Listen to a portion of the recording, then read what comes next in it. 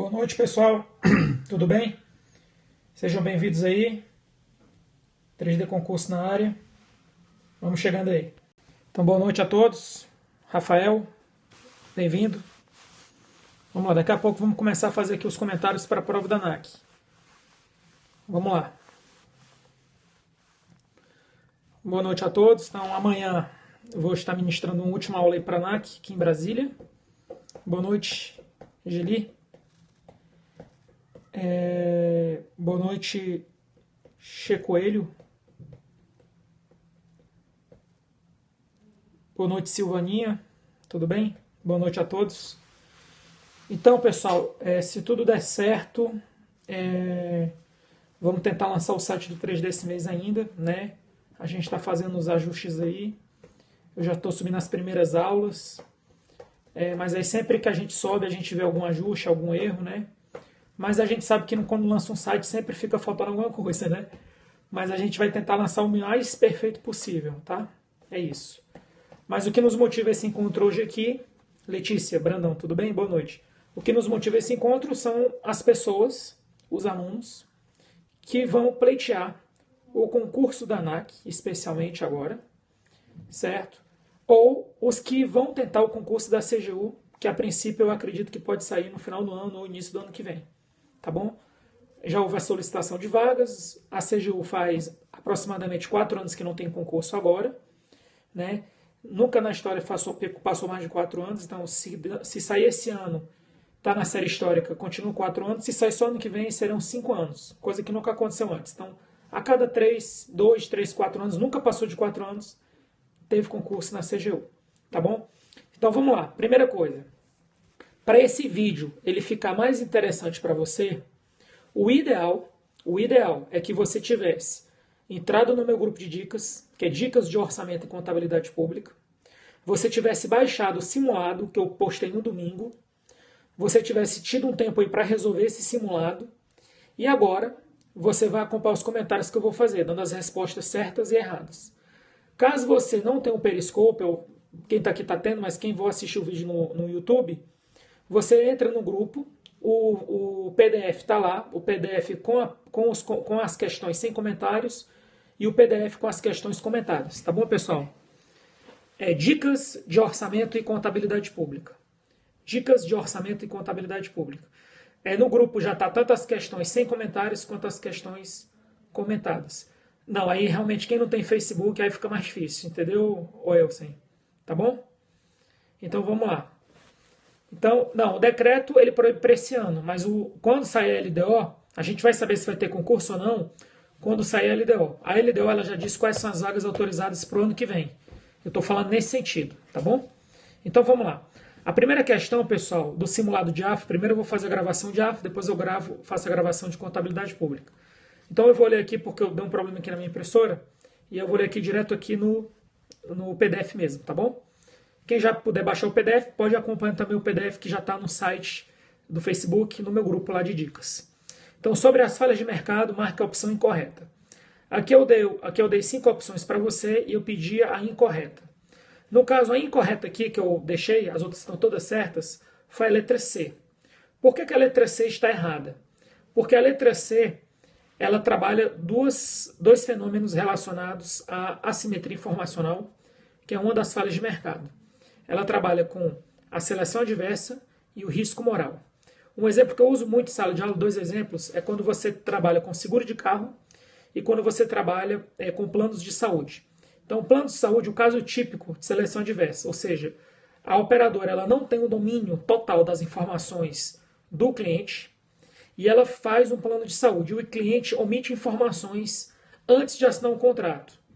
Essas informações, se fossem de conhecimento da contratante, no caso, a empresa, a contratada, no caso, o plano de saúde, a empresa, com certeza, talvez não aceitasse aquela pessoa no plano de saúde. Então, a pessoa, o interessado, ele omite informações e a empresa seleciona de forma adversa alguém que ela não queria. Então, a seleção adversa ela ocorre antes, certo, da transação, antes da formalização do contrato, a falha de informação. Já o risco moral ocorre muito com seguros. Imagine que você é uma pessoa que normalmente estaciona o carro em locais seguros, em locais pagos. Por quê? Porque você não tem seguro. Aí, a partir do momento que você tem o seguro, você começa a estacionar o seu carro em qualquer lugar. Ou seja, você muda o seu comportamento. Isso é o risco moral, tá bom? Então, esses são dois fenômenos relacionados à assimetria de informações, por isso que a letra C está errada, do simulado aqui de AFO. Vamos agora para a questão 2. A questão 2, ele também pede para marcar a opção incorreta.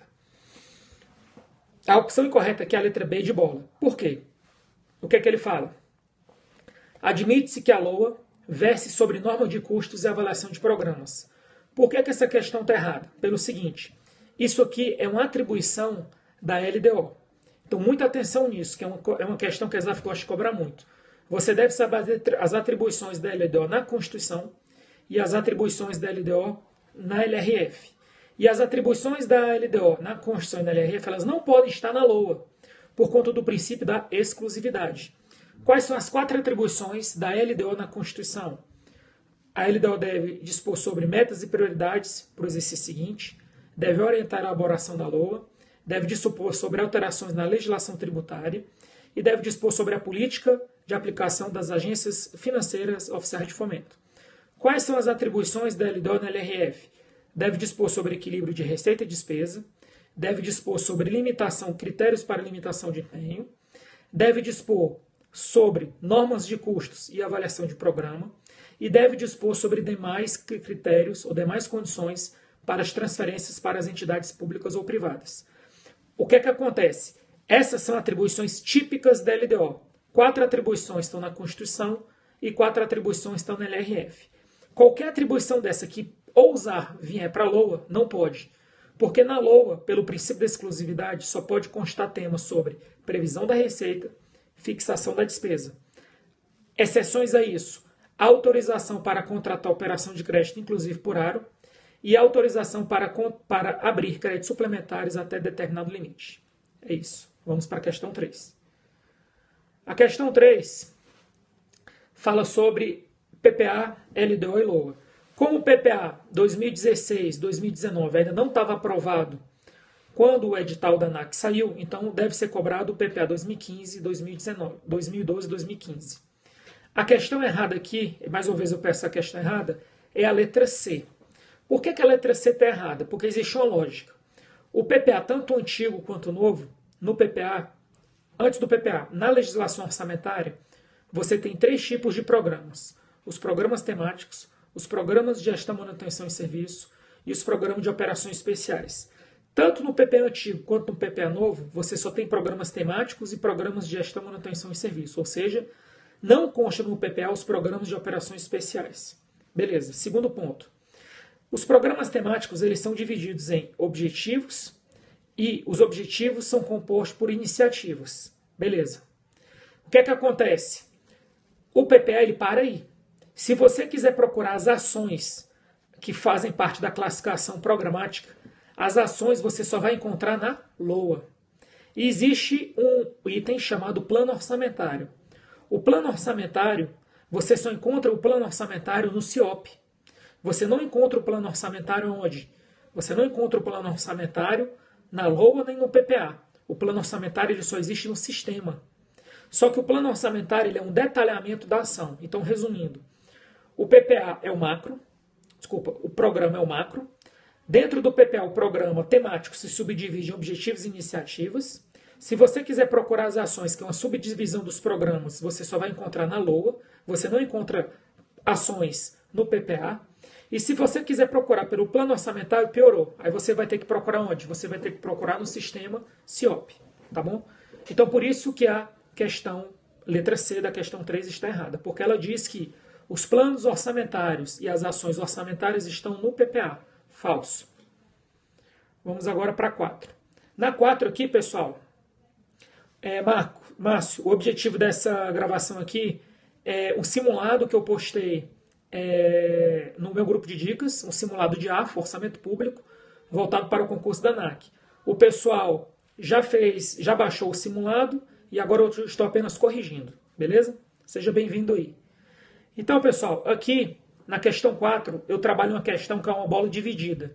é uma bola dividida de orçamento e contabilidade pública, ou seja, alguns professores de orçamento dizem que isso é de contabilidade pública, alguns professores de contabilidade pública dizem que isso é de orçamento.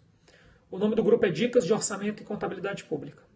Aí continuando, aí aqui eu coloco aqui o seguinte, alguns dados, reabertura de crédito extraordinário, abertura de crédito extraordinário, passivo financeiro, previsão da receita, execução da receita, dotação os anuláveis, economia da despesa, resultado orçamentário, resultado patrimonial, doação de bens não previstos, apreensão de bens, novas operações de créditos autorizadas. Qual o grande segredo aqui?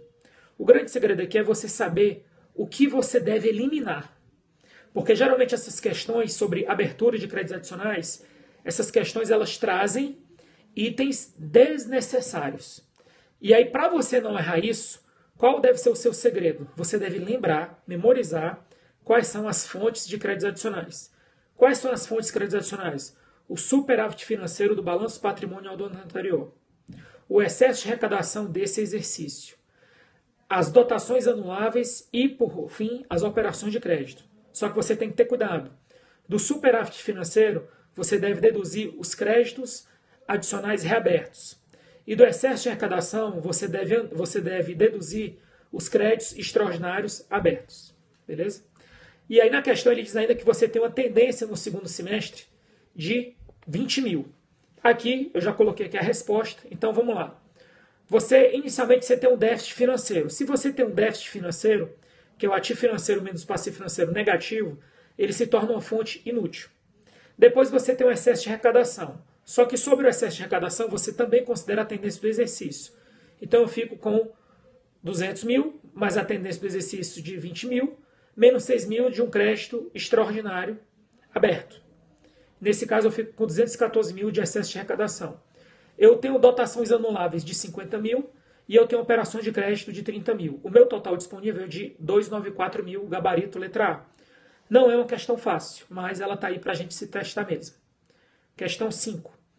Eu coloco aqui mais uma vez essa opção incorreta, essa questão aqui sobre sistema de planejamento e orçamento.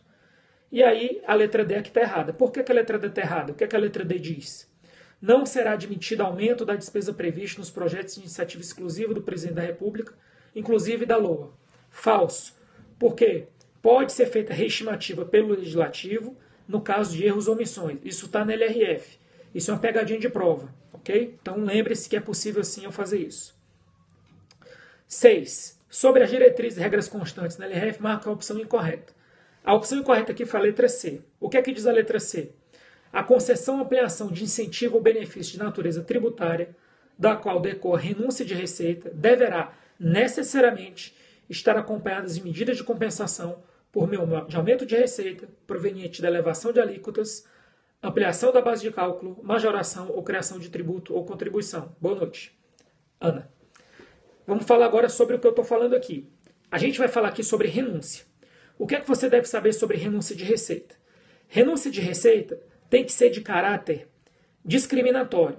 Se você abre mão de arrecadar uma receita para toda a população do Brasil, isso não é considerado renúncia de receita para fins da LRF, em que pese isso gerar uma queda de arrecadação, beleza? Não esqueça disso, ok?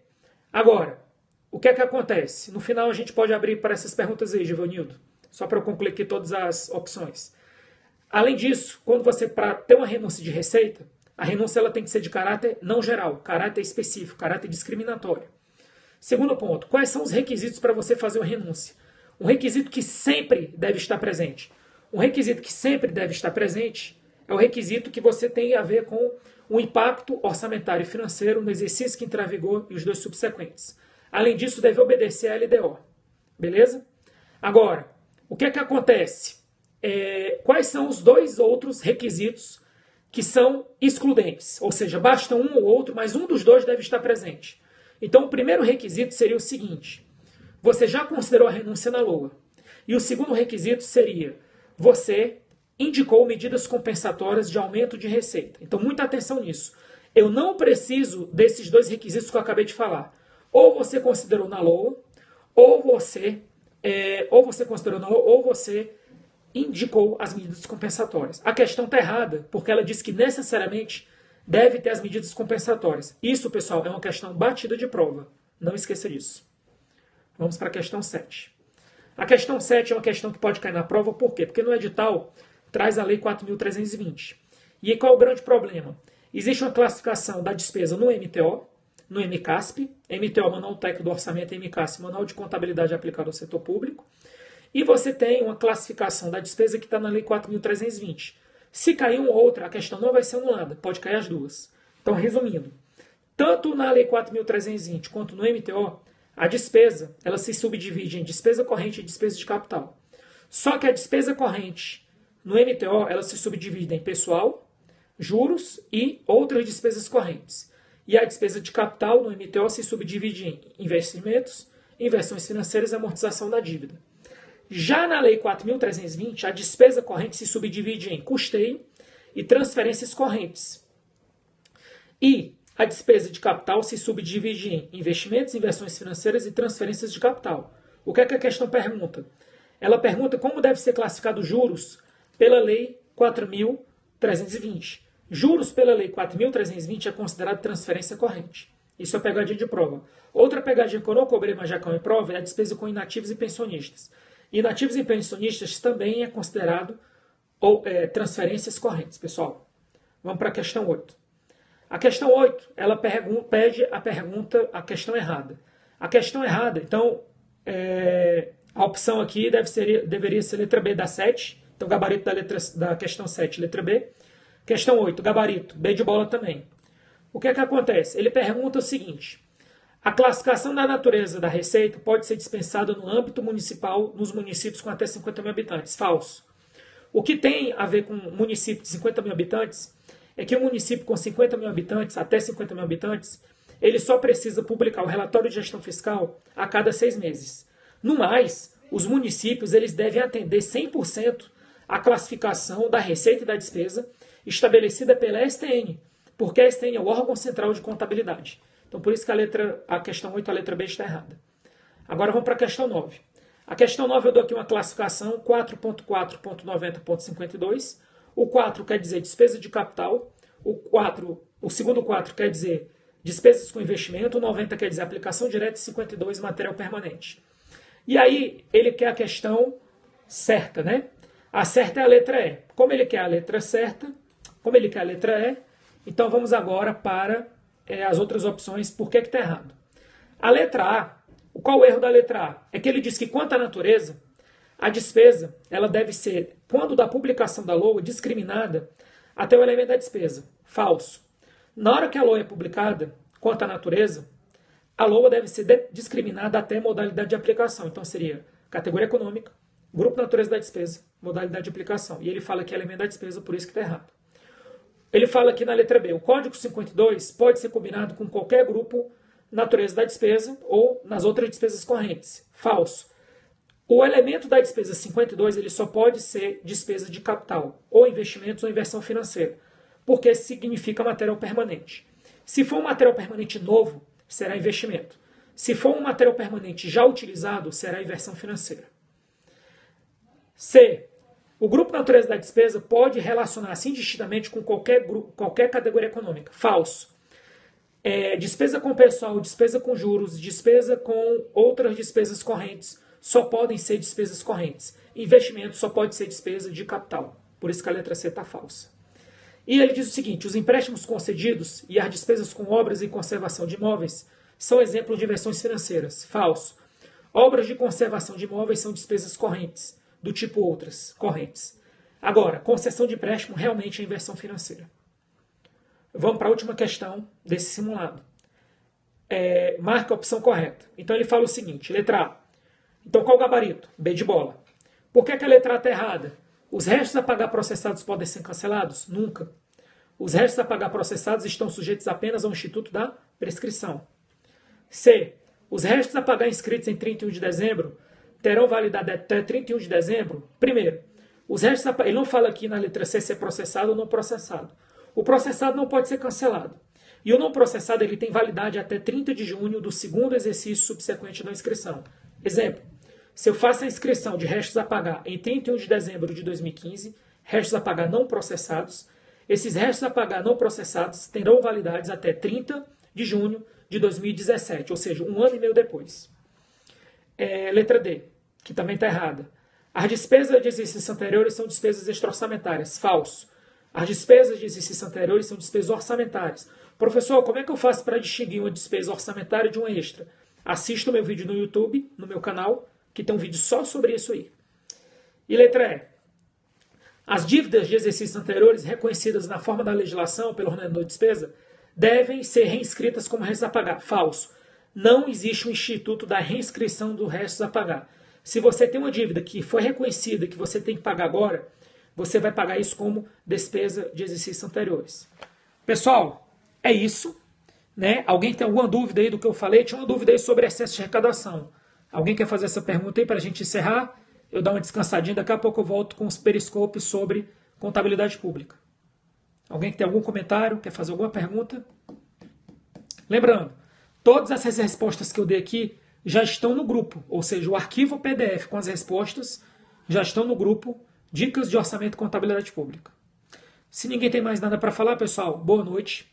Boa prova para a ANAC. Espero que vocês tenham sucesso e passem. Até breve, daqui a pouco eu volto com os comentários da prova de contabilidade pública.